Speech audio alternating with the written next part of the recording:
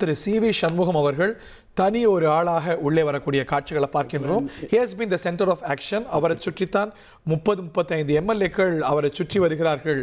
ஒரு கேம்பாக செயல்படுறாங்கன்னு பார்க்கப்பட்ட நிலையில் எல்லா கேமராக்களும் அவரை புடைசூழ திரு சி.வி. சண்முகம் லேட்டாக வந்தாலும் லேட்டஸ்ட் அட்டென்ஷனோட சட்டமன்ற பேரவைக்கு உள்ளே வருகிறார் என்பது குறிப்பிடத்தக்கது. வாட் இஸ் அப் டு அவர் என்ன செய்கிறார் அப்படிங்கிறது உற்று கவனிக்கப்படுகிறது. தேர்ந்தெடுக்கப்பட்ட இசக்கி சுப்பையா என்னும் நான் சட்டப்படி நிறுவப்பட்டுள்ள இந்திய அரசியலமைப்பு சட்டத்தில் நீங்க ஆர்டர் மாறி மாறி வரத பார்க்கலாம். ஓவிங் டு தேர் சீனியாரிட்டி இப்போ எம்எல்ஏக்களுக்கான வாய்ப்பு அப்படிங்கிறது வழங்கப்படுகிறது. முதல்ல அமைச்சர்கள் அனைவரும் பதவியேற்றுக் கொண்டார்கள். அதை தொடர்ந்து senior leaders of the house, especially former chief ministers Thiru Edappadi Palaniswami, அதற்கு முன்னதாக சட்டமன்ற குழு தலைவராக எதிர்க்கட்சி பிளாக்குடைய தலைவராக இருக்கக்கூடிய திரு உதயநிதி, அதற்கு பின்னால் முன்னாள் முதலமைச்சர்கள் எடப்பாடி பழனிசாமி, ஓ பன்னீர்செல்வம் அவர்களை தொடர்ந்து senior leaders of the house across the aisle, குறிப்பாக திமுக அதிமுகலேருந்து தான் அந்த வாய்ப்பு. ஏன்னா தாவேகால பெரும்பாலான ஒரு புதியவர்கள் என்பது குறிப்பிடத்தக்கது. திரு KKSSR ராமச்சந்திரன் அவரும் ஆல் வெதர் எம்எல்ஏ அப்படிங்கிறது குறிப்பிடத்தக்கது. அருப்புக்கோட்டையில் வென்ற திரு KKSSR அவர்கள் பொறுப்பேற்றுக் கொள்கிறார். அவரும் எம்ஜிஆர் காலத்து அரசியல்வாதி.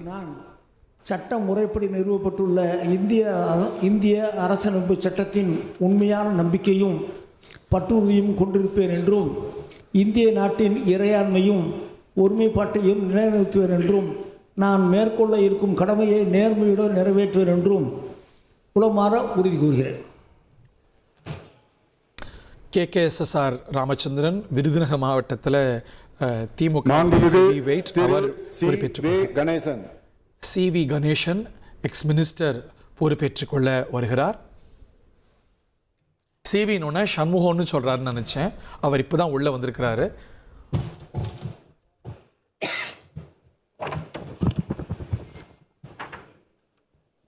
சட்டமன்ற பேரவையின் உறுப்பினராக தேர்ந்தெடுக்கப்பட்ட சி.வே. கணேசன் என்னும் நான் சட்ட முறைப்படி நிறுவப்பெற்றுள்ள இந்திய அரசமைப்பு சட்டத்தில் உண்மையான நம்பிக்கையும் பற்றுறுதியும் கொண்டிருப்பேன் என்றும் இந்திய நாட்டின் இறையாண்மையையும் ஒருமைப்பாட்டையும் நிலைநிறுத்துவேன் என்றும் நான் மேற்கொள்ள இருக்கும் கடமையை நேர்மையுடன் நிறைவேற்றுவேன் என்றும் உளமாற உறுதி கூறுகிறேன்.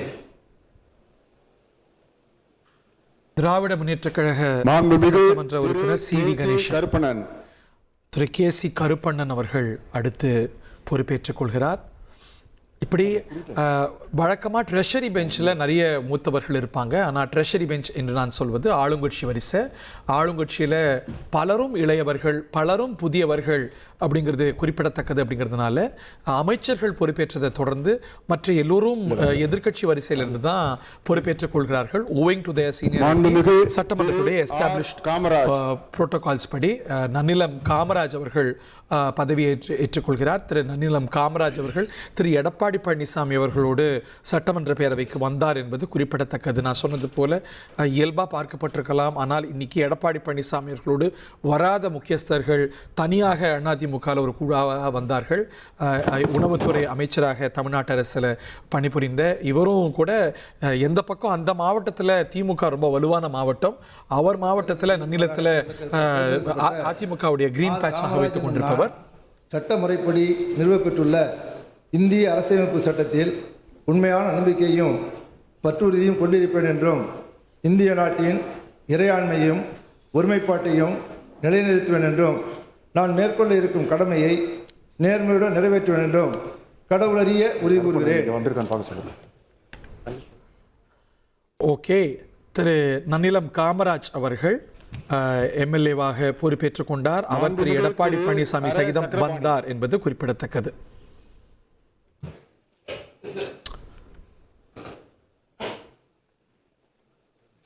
நன்னிலம் தொகுதி என்பது அதிமுகவுக்கு அவர் வசிக்கக்கூடிய அந்த மாவட்டத்தில் ஒரு கிரீன் பேட்சாக இருக்கு என்பது குறிப்பிடத்தக்கது.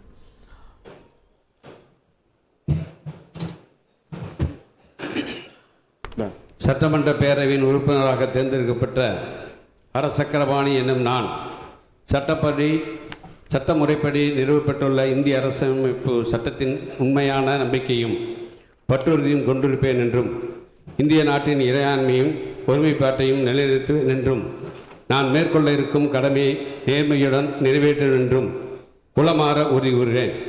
ஒட்டஞ்சத்திரம் தொகுதியில தொடர்ந்து ஜெயித்து வரக்கூடிய சக்கரபாணி 1,28,00,000 மனங்களை வென்ற தந்தி டிவி யூடியூப் சேனல். தவிர்க்க முடியாத தம்ப்நெயில், கலக்கலான கான்டென்ட்ஸ். நீங்களும் இந்த குடும்பத்தில் இணைய இப்பவே சப்ஸ்கிரைப் பண்ணுங்க. அசுரபலம் கொண்ட எங்கள் டிஜிட்டல் கரங்களில் உங்கள் விளம்பரங்களை சேர்க்க வாட்ஸ்அப் பண்ணுங்க. 893988883778. Email advtthanditv@dttv.in.